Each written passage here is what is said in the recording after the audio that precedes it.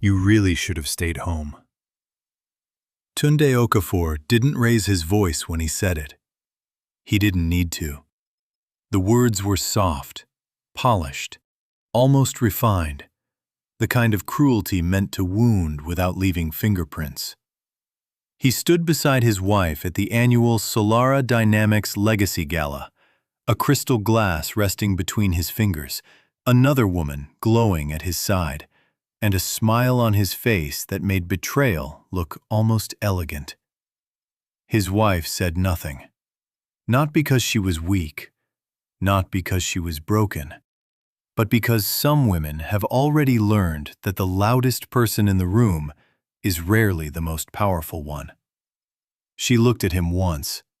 Then she lowered her eyes and returned to the chair he had chosen for her near the service corridor, far from the lights, far from the stage, far from the cameras, far from the investors, far from the people he believed mattered. At least, far from the people he thought mattered. Across the ballroom, gold and white chandeliers burned like small suns above polished marble. Diamonds caught the light. Satin swept across the floor. Executives exchanged rehearsed laughter. Investors stretched handshakes longer than necessary. A string quartet moved gently beneath the noise of ambition, performance, and expensive pretending. Above the stage, the Solara Dynamics logo glowed in silver against black. 15 years. $72 billion. A company praised as one of the most dominant forces in energy intelligence and infrastructure innovation. And tonight, the entire room had gathered to celebrate the man everyone believed had built it. Tunde Okafor. Visionary. Architect. Industry kingmaker. That was the story the room had accepted. That was the lie applause had protected for years. Because the truth had never fought for attention. It had simply waited. At the back of the ballroom, seated alone in a simple black gown with no diamonds at her throat and no performance in her posture, sat the truth. Her name was Abiola Adebayo-Okafor, and the empire hanging above everyone's head belonged to her. She sat with both hands resting over a worn leather notebook in her lap. The edges had softened with age. It had once been deep brown. Time had darkened it almost to black. A thin gold band wrapped around it. Nothing flashy, nothing expensive. Yet she held it with the quiet certainty of someone carrying proof, memory, and unfinished justice all in one place. A waiter passed with champagne. She declined with a small shake of her head. At the center of the room, Tunde laughed at something Zaria Mensah whispered into his ear. Zaria was the woman on his arm tonight. Tall, polished, radiant, dressed in silver, cut to catch every angle of light in the room. Her smile was sharp with confidence. Her presence carried the clean, practiced hunger of someone who knew how to stand near power and call it strategy. 3 hours earlier, Tunde had announced her promotion to Executive Vice President of Global Strategy. He had done it without board approval, without proper review, without fear.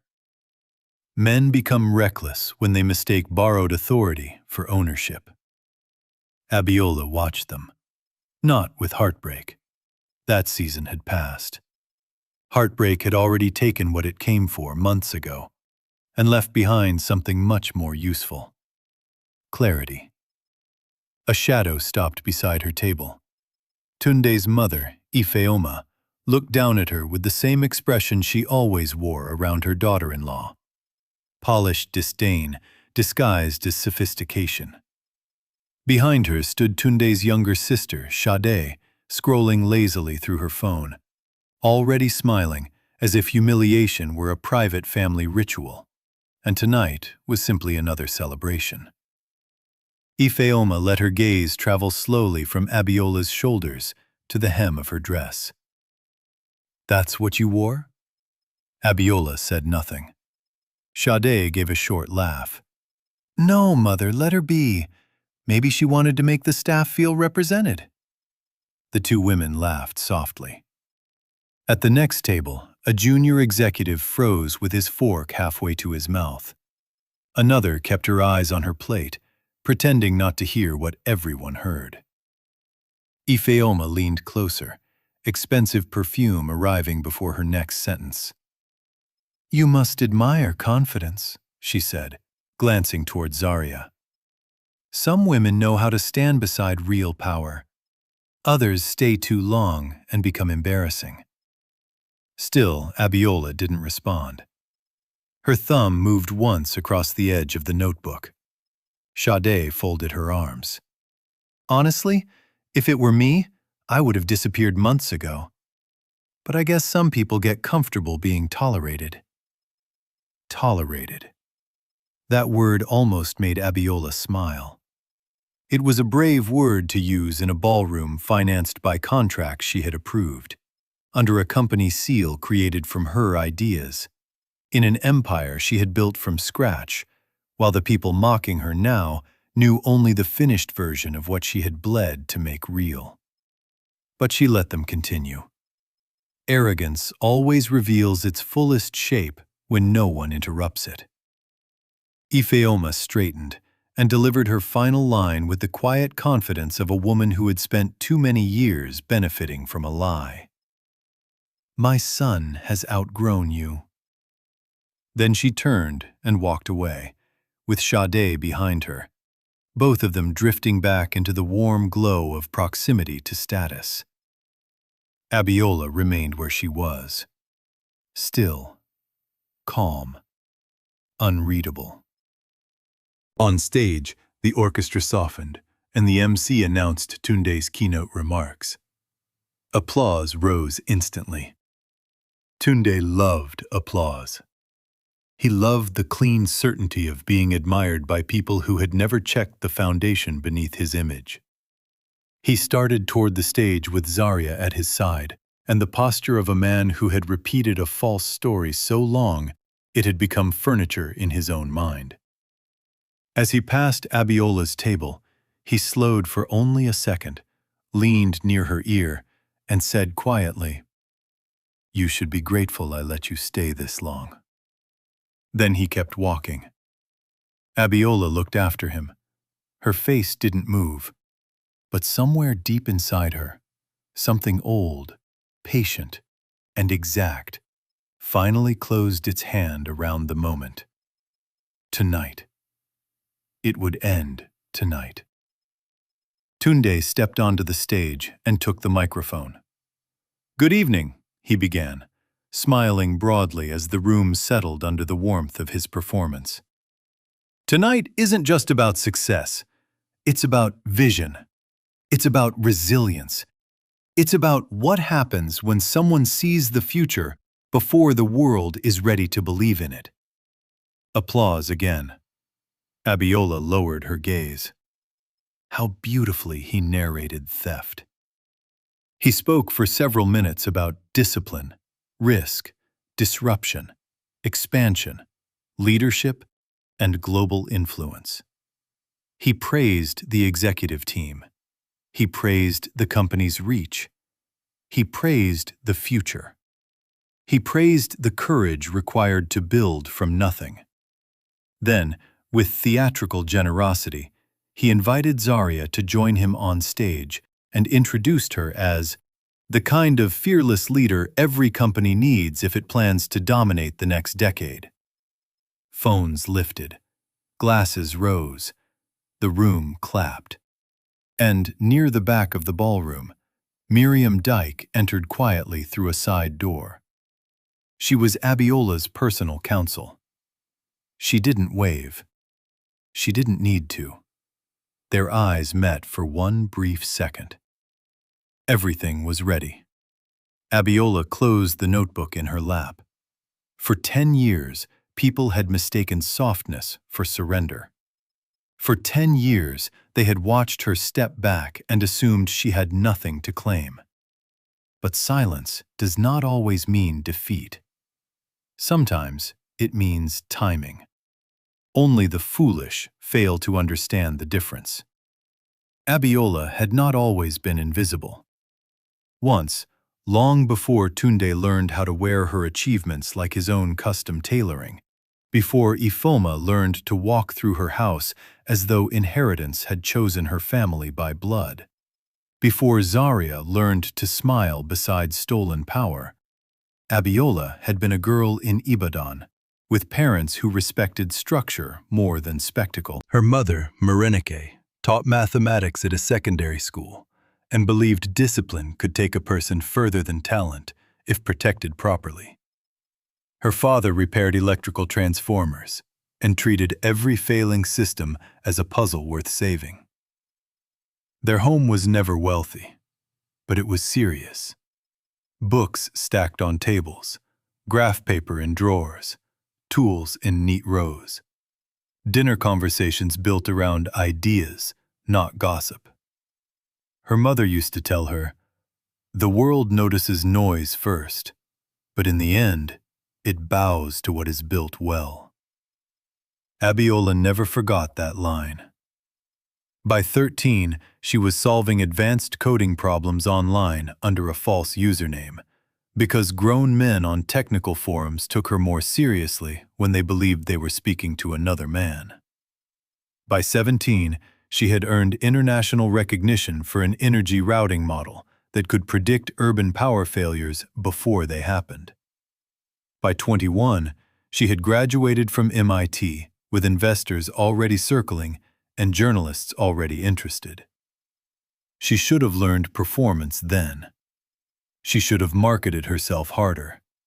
She should have understood that brilliance without theater often gets reassigned to whoever knows how to occupy a microphone. But gifted women are often taught the same dangerous lie, that excellence will protect them, that if the work is undeniable, no one will dare deny the worker. That is not how the world works. Her first company office was barely worthy of the word office. A narrow room above a warehouse in Baltimore, with 2 desks, an aging server rack, and windows that rattled whenever trucks passed beneath them. She named the company Solara, after the way her father used to stare at broken grids and say, "There's always a way to bring the light back, if you understand the system." She understood systems. People took longer. In the beginning, she did everything herself. Product architecture, compliance filings, pitch decks, hiring, sales calls, technical demos, prototype revisions, investor explanations. She slept at the office more than once, ate while standing, learned which smiles from venture capitalists meant interest and which meant condescension dressed in business language. She survived because she was better prepared than men who entered rooms with twice her confidence and half her competence. By 26, Solara Dynamics had become one of the most promising energy intelligence firms in the country. Cities were licensing its predictive grid platform. Logistics networks wanted private integrations. International expansion conversations had already begun. She was brilliant, exhausted, and lonelier than success usually admits. Then she met Tunde. He was charming, in the exact way ambitious men often are before they get access. Warm eyes, smooth voice, thoughtful pauses, impressive vocabulary. At the time, he worked in mid-level operations at a transportation analytics company and spoke often about leadership, scale, and influence. But with Abiola, he did something others rarely did. He listened. Or at least, he performed listening, so beautifully that it felt real. He remembered small details from her presentations. He asked how she was sleeping. He brought dinner to her office after she mentioned a product launch. He looked at her like her intelligence made her more beautiful, not less. For a woman used to being admired professionally and misunderstood personally, that attention felt like rest. They married faster than they should have.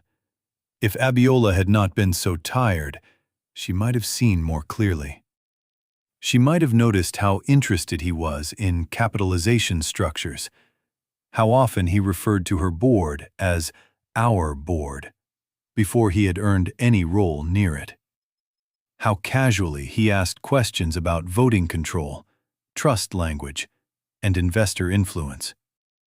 How his compliments slowly shifted from admiration to possession. But love has a way of wrapping warning signs in tenderness until they look harmless. After the wedding, he offered to help. Not because he needed a title, he said, because partnership meant building together. Because no husband should stand outside what his wife was creating. Because the company needed someone who understood both finance and politics. She made him CFO. That was where the distortion began. Officially, the structure remained protected. The holding entity sat behind multiple legal layers Miriam Dyke had advised on long before Tunde came into the picture. Abiola remained the controlling owner. Her voting rights were shielded. Her founder's authority was preserved. Her intellectual property sat where it belonged. But inside the day-to-day image of the company, Tunde became increasingly visible. And he loved visible things. Interviews, panels, industry dinners, board introductions, press photos. He translated her technical brilliance into softer language for rooms filled with people who preferred charisma to depth. At first, it seemed useful. She told herself every builder needed someone who could carry the story into places pure work could not reach. Then, he began carrying more than the story. He started speaking as if Solara had been his vision refined by her execution. He introduced her at events as my wife, Abiola, letting entire rooms assume she was a quiet internal advisor, rather than the founder whose intellect made the company possible. When corrected, he laughed it off. When confronted privately, he called her sensitive. When she began avoiding certain rooms because she was tired of defending her own life inside them, he expanded into the space she left behind. The company grew. 10 billion.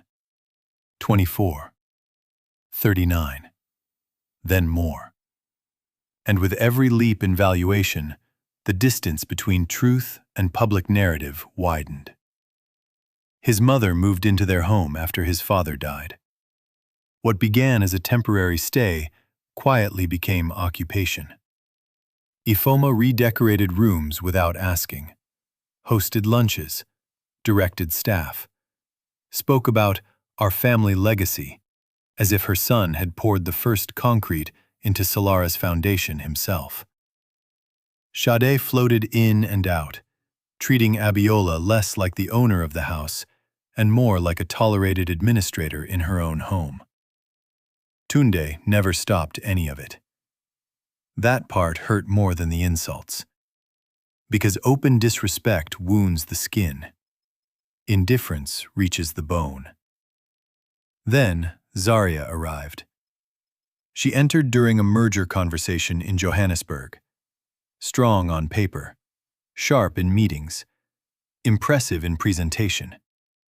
She had a talent for echoing powerful men in a way that made them feel brilliantly understood.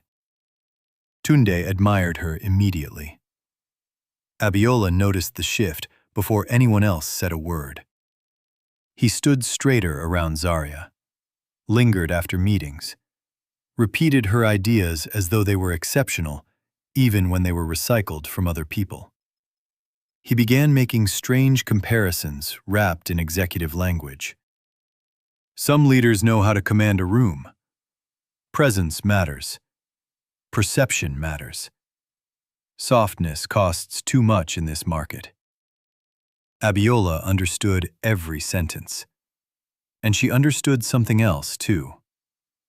People who survive by image usually panic when confronted with proof.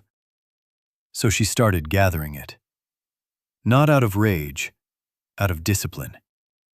Hotel confirmations, expense trails, private travel disguised as strategic consultations, internal emails, voice notes forwarded by assistants who had seen enough to stop pretending. And while she traced the affair, she reopened every file that mattered. Founding documents, patent assignments, board approvals, trust protections, capital structures, control instruments, signature histories. The entire buried architecture of ownership Tunde had never bothered to study, because men like him rarely inspect the bridge when they assume it will always hold them. The final break came on a Thursday evening. Abiola had returned to the executive floor late to collect a folder she had forgotten. Tunde's office door was almost closed. Zaria was inside. Their voices carried through the narrow opening just enough for truth to become useful. "When are you ending it?"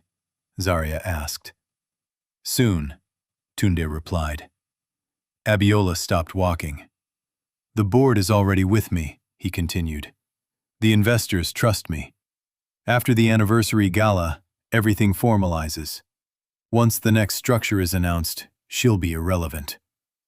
Zaria laughed softly. "And she still has no idea?" Tunde laughed too. "That woman doesn't know anything. She's been living off my name for years." That sentence did not break Abiola. It clarified him. Mercy became unnecessary after that. She walked away before they could hear her. Went straight to Miriam Dyke's office, though it was nearly 9 at night. Miriam listened in silence. Then she asked a simple question. "Do you want protection or do you want revelation?" Abiola answered immediately. "Both." The next 3 weeks were pure choreography. She met privately with the chair of the board, a man who had known the legal truth of Solara's structure since the earliest filings, but had allowed the public story to drift because markets often prefer masculine simplicity over factual complexity. This time, Miriam laid everything out. The chair reviewed document after document for almost an hour. Then he removed his glasses and said quietly, "He really never read any of this, did he?" "No," Abiola said. "Arrogance is expensive." "Yes," she replied. "And tonight it matures." A digital tribute segment was added to the gala under the harmless pretense of honoring Solara's founding story. Tunde approved it without review because vanity often signs the documents that later destroy it. He assumed it would be another polished montage of market growth, global expansion, and his face filling a giant screen for the benefit of people who applauded wealth as if they had personally helped create it. Meanwhile, Abiola booked a stylist. Not because she needed transformation, because symbolism matters when truth is about to step onto a stage built by lies. The black gown she wore when she arrived was intentional. She wanted them comfortable first. She wanted their contempt complete. She wanted every insult fully delivered before the room had to watch the ground move beneath them. Now, at the back of the ballroom, while applause rolled around Tunde and Zaria, Abiola rose to her feet. The room didn't notice at first. That, too, had become part of the pattern. Tunde lifted his glass. "To the future of Solara Dynamics." As the crowd raised theirs in return, the lights shifted. The MC frowned. That was not in the schedule.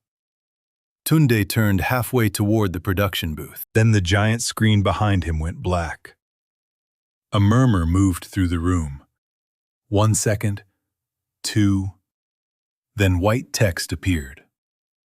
Solara Dynamics, the true founding story. Tunde smiled uncertainly. Perhaps he still believed the moment could be managed. Perhaps he thought this was simply another angle from which he would still be admired. Then the first image appeared. Not Tunde, Abiola. Younger, tired.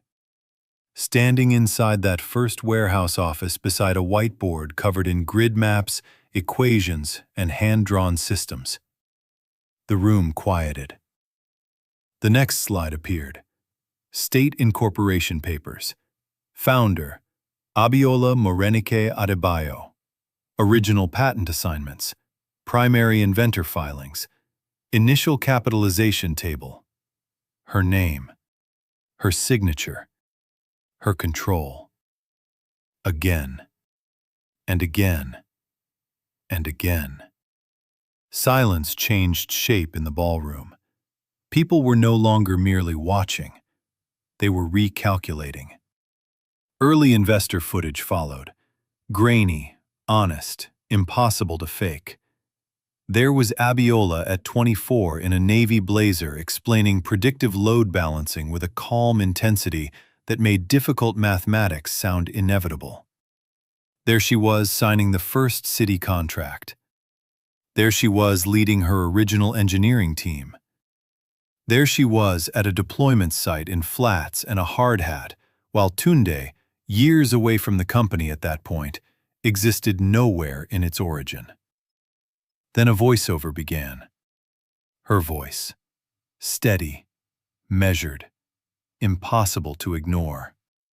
I built Solara Dynamics before most people in this room had ever heard its name. I designed the first system architecture, filed the original patents, secured the early capital, signed the first contracts, and protected the company under structures created to survive ambition, carelessness, and betrayal. Gasps broke across the room. No one tried to hide them now. Ifeoma had gone pale. Sade lowered her phone slowly, as if the device itself had become unreliable in her hand. Zaria looked from the screen to Tunde and back again, and for the first time that evening, real fear entered her face. More slides followed. Board confirmations, voting controls, trust language, legal seals, controlled ownership. Every elegant lie Tunde had lived inside began dying publicly under documentation. Then a slide appeared no one had expected. A still image of Tunde during a recent financial interview beside 2 lines of text. Public representation, CEO. Legal reality, non-controlling executive officer. The crowd reacted aloud. Tunde stepped toward the booth and hissed something into his microphone, but the microphone had already been cut. He looked smaller suddenly. That is what happens to stolen power. It collapses in pieces. First the voice, then the posture, then the illusion in the eyes. The final slide appeared. A black background, silver text. Control was never surrendered. It was only left unchallenged. Until now. The screen faded. The ballroom remained dark for half a breath longer. Then a spotlight came alive. Not on Tunde, on Abiola. Only then did the room truly see her. Not the wife from the back table.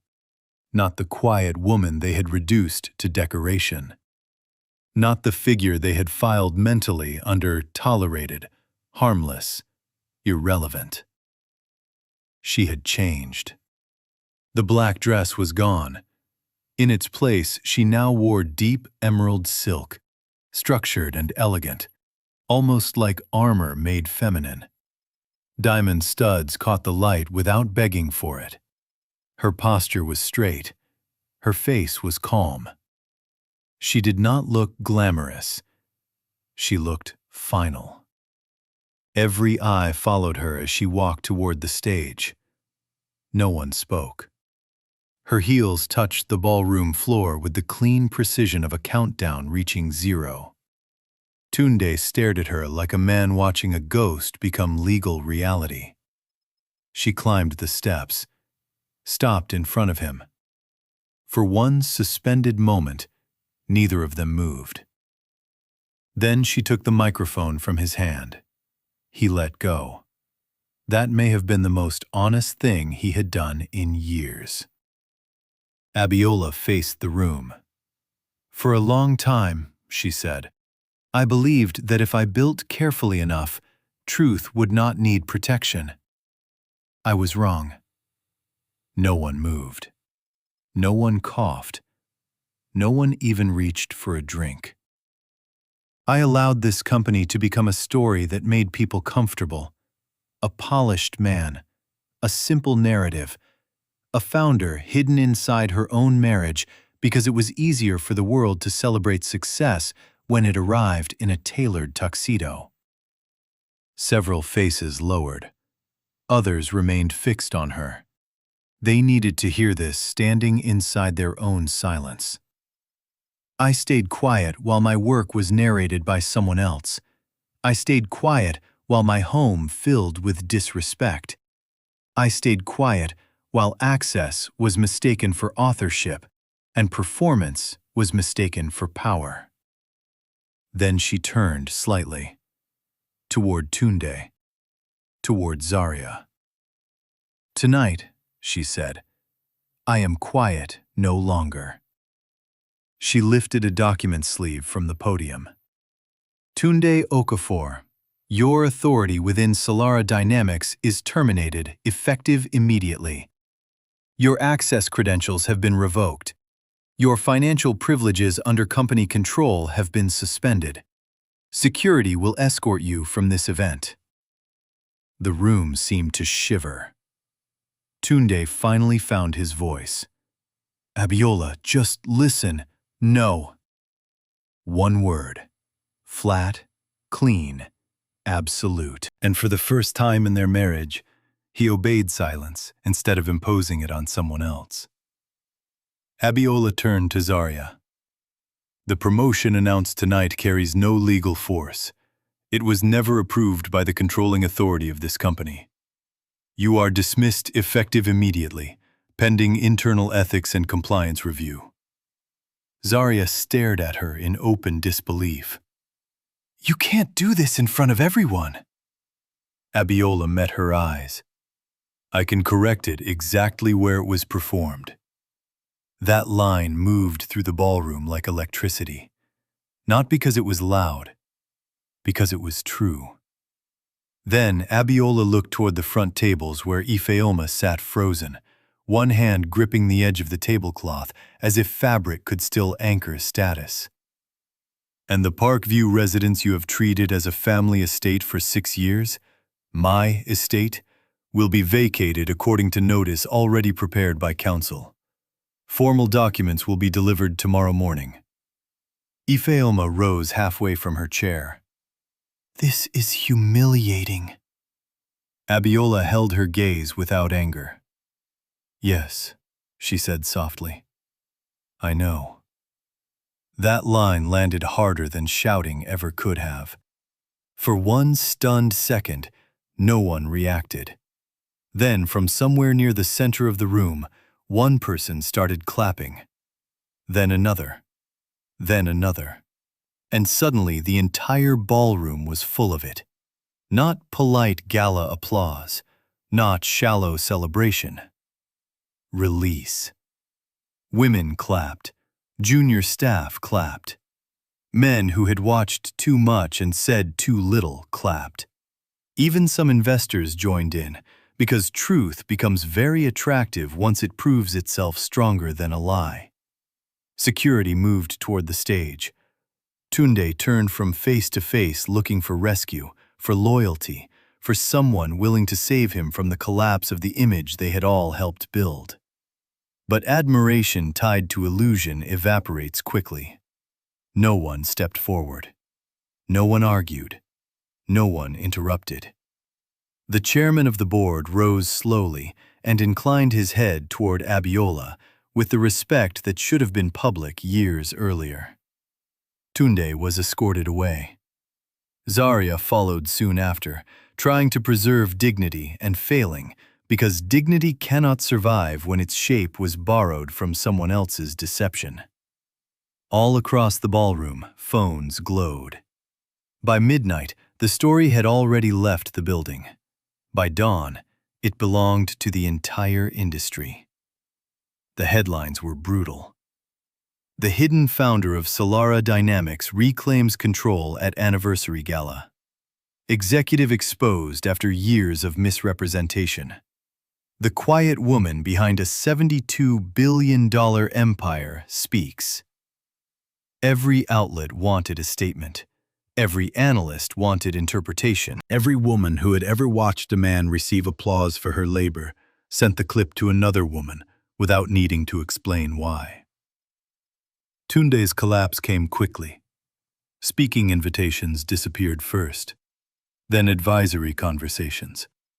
Then the venture circles that once welcomed him stopped returning calls. Men who had borrowed prestige from his borrowed prestige quietly moved on.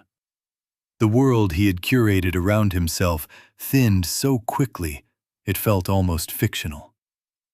For a few days, he tried to control the narrative. He said the public image of the company had evolved naturally. He said titles had been more fluid internally than outsiders understood. He said there had been personal complications. None of it helped. Paperwork is merciless with performers. When the forensic review concluded, it found misuse of discretionary budgets, unauthorized travel allocations, and repeated overreach tied to authority he never legally possessed. Nothing dramatic enough to make him look dangerous. Something worse. Enough to make him look small. Mediocre ambition wrapped in expensive confidence. Zaria's fall was faster. Professional circles do not punish ambition. They punish failed ambition attached to public embarrassment. Recruiters stopped calling. A consultancy that had shown interest withdrew quietly. Her social media went silent. Photos disappeared one by one. The silver dress from Gala night became a reference point in conversations she no longer had access to. Ifeoma and Sade learned a harsh lesson too. Social privilege survives only as long as the illusion feeding it stays alive. Invitations slowed, then stopped. Women who once smiled through brunches while Ifeoma praised her son began looking at her with the uncomfortable fascination reserved for people who had mistaken occupation for ownership. Abiola did not celebrate any of it publicly. That surprised many people. She did not give revenge interviews. She did not humiliate Tunde in press appearances. She did not leak every private truth she possessed. She did not burn everything left standing simply because she could. She corrected the structure. That was always her instinct. Fix the system. Do not feed the theater around it. At Solara, she reintroduced herself not as a symbol, but as leadership. The first all-hands meeting after the gala was calm, clear, and unforgettable. "I know many of you are shocked," she told the company. But shock is not collapse. Confusion is not failure. Solara was built on strong architecture. That architecture is simply visible again. She announced a governance review. Safeguards against executive concentration. New reporting protections. A leadership pipeline designed to identify contributors whose work had been repeatedly overshadowed by louder personalities. People listened differently now. Not because her voice had changed, because their ears finally had. Within weeks, market confidence stabilized. Within months, it strengthened. Analysts who had first worried about disruption began praising the correction as founder-led discipline. The stock recovered, then climbed. Investors liked what they always pretend not to prioritize: competence with control. But the deeper change happened elsewhere. Abiola became visible beyond finance. Women in engineering wrote to her. Young founders wrote to her. Wives wrote to her. Quiet daughters wrote to her. Women who had sat in classrooms, labs, startups, boardrooms, offices, courtrooms, and homes while someone else explained their own value back to them, wrote to her. They did not only admire the reveal, they recognized the waiting, the cost of being underestimated, the exhausting discipline of staying composed while people test how much disrespect a calm woman can absorb before they turn her into background. Abiola answered as many messages as she could. Then she built something better than a response: the Morenike Initiative, a fund for technically gifted African and Black women entering energy systems, industrial technology, and AI infrastructure. Not charity, pipeline. Not pity, ownership. Not inspiration slogans, structure. At the launch event, a journalist asked the question the whole world had been asking in softer forms since Gala night. Why did you wait so long? Abiola smiled slightly.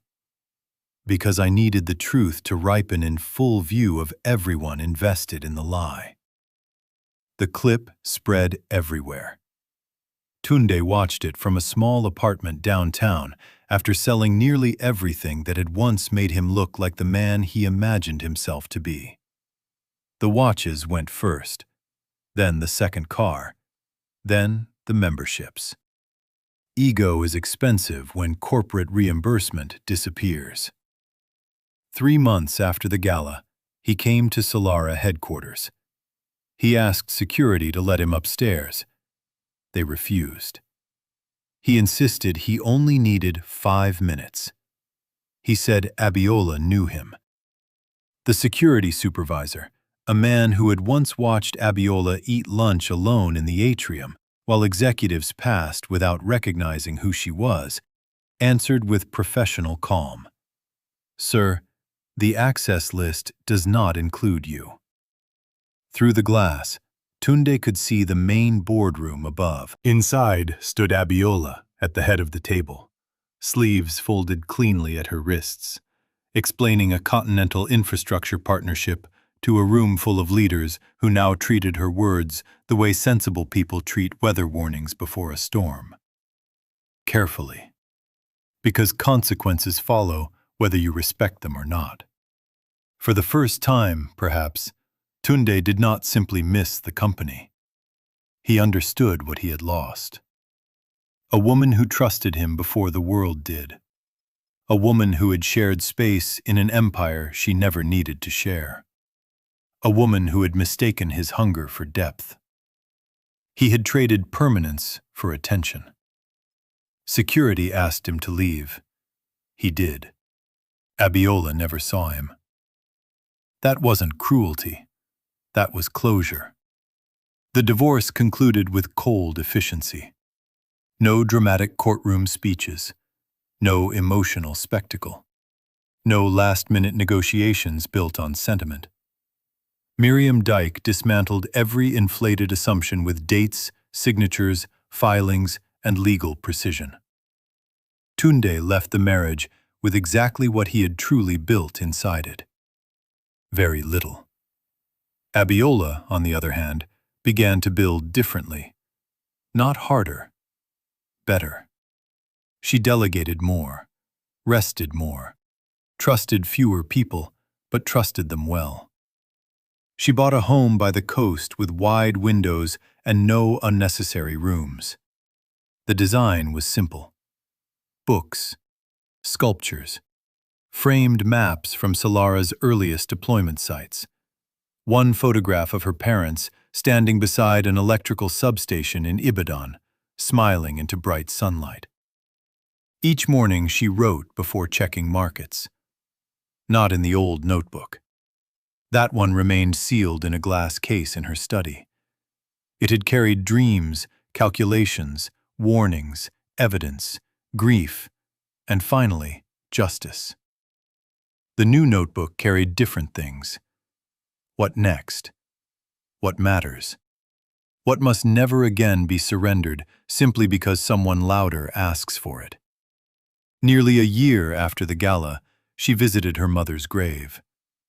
The cemetery was quiet. Dry grass shifted gently in the wind. Abiola knelt, placed one hand on the stone, and spoke in a voice so soft it almost disappeared into the air. "I did not lose my voice," she said. "I simply used it late." She stayed there a long while, remembering the line her mother had given her years ago. The world notices noise first, but in the end, it bows to what is built well. Abiola smiled. Her mother had been right. As she made her way back toward the gate, a young woman approached her nervously, holding a conference badge and a portfolio case. "Excuse me, Ms. Adebayo?" Abiola turned. The woman swallowed. "I heard you speak in Nairobi last month." "I'm building a grid analytics company, and everyone keeps telling me I need to become more aggressive, more visible, more marketable. But when I watched you, I thought maybe I don't have to become someone else to lead." Abiola studied her for a moment. Then she said, "You do not need to become louder. You need to become harder to erase." The young woman's eyes filled instantly. She nodded. "Thank you." As she walked away, Abiola felt something quiet and clean settle inside her. Not revenge, not triumph. Something better. Alignment. That was what people often misunderstood about stories like hers. They assumed the best part was the public humiliation of those who had wronged her. They assumed justice meant spectacle. Sometimes spectacle is part of it. But the deeper victory is simpler. A woman returning to her own name. A structure restored. A lie denied oxygen. A life reclaimed without asking permission from the people who benefited from her silence. Tunde had believed power belonged to the person standing closest to the microphone. Zaria had believed power belonged to the person who could attract it. Ifoma had believed power belonged to the family occupying the mansion. They were all wrong. Power belongs to the builder who understands the foundation.